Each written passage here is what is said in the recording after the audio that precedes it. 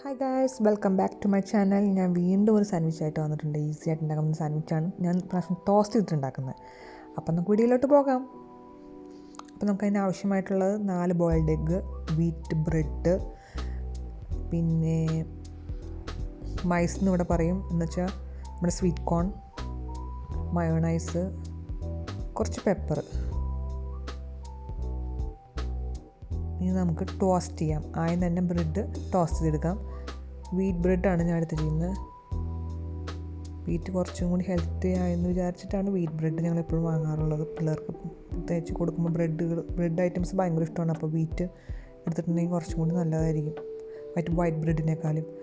Wheat bread ഞാൻ 15 second മാത്രം toast ചെയ്യാറുള്ളൂ. കൂടുതൽ ക്രിസ്പി ആവുന്നത് എൻ്റെ മകന് ഇഷ്ടമല്ല. അപ്പോൾ അതുകൊണ്ട് ഞങ്ങൾ 15 സെക്കൻഡ് മാത്രമേ ടോസ്റ്റ് ചെയ്യാറുള്ളൂ. അങ്ങനെ ടോസ്റ്ററിൽ വെച്ച് ടോസ്റ്റ് ചെയ്ത്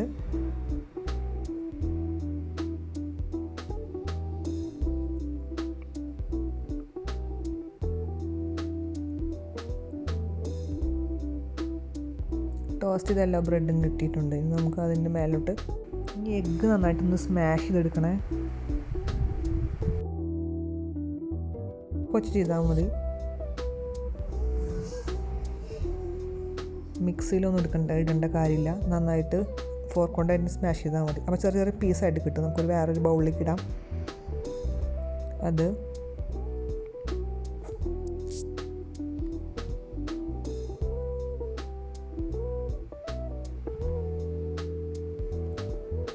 അതെല്ലാം ബൗളിലേക്ക് ഇട്ട് കഴിയുമ്പോൾ 2 മയോണൈസ്, 2 ടീസ്പൂൺ മയോണൈസ് യൂസ് ചെയ്യുന്നുണ്ട്.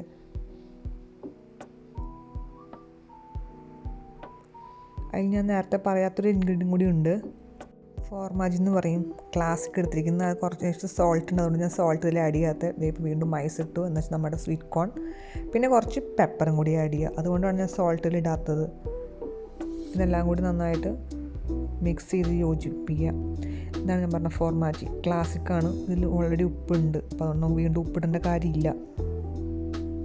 പെപ്പറിന് നമ്മുടെ ഇഷ്ടത്തിന് ആവശ്യത്തിന് ഇട്ട് കൊടുക്കുക. എല്ലാം കൂടി നന്നായിട്ട് മിക്സ് ചെയ്ത് ബ്രെഡിൻ്റെ മേലോട്ട് പരട്ടാം.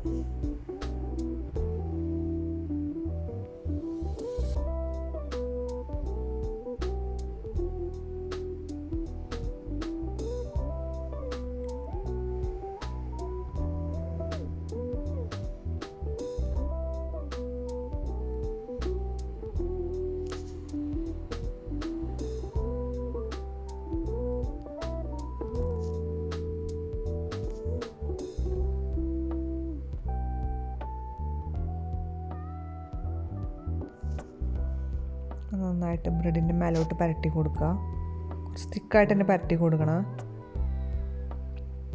അതിന് രണ്ടാമത്തെ ബ്രെഡ് വെച്ച് ജസ്റ്റ് ഒന്ന് പ്രസ് ചെയ്ത് കൊടുക്കുക. അങ്ങനെ 1 സാൻഡ്വിച്ച് ഈസ് റെഡി. ഇനി സെക്കൻഡ് അതേപോലെ നമുക്ക് അടുത്തതും ചെയ്യാം. ഇത് ഈസി ആയിട്ട് ഉണ്ടാക്കാൻ പറ്റുന്ന സാൻഡ്വിച്ചാണ്. എഗ്ഗ് ബോയിൽ ചെയ്യുന്ന സമയം മാത്രം മതി. Easy സാൻഡ്വിച്ചാണ്. See you next video. Thank you for watching.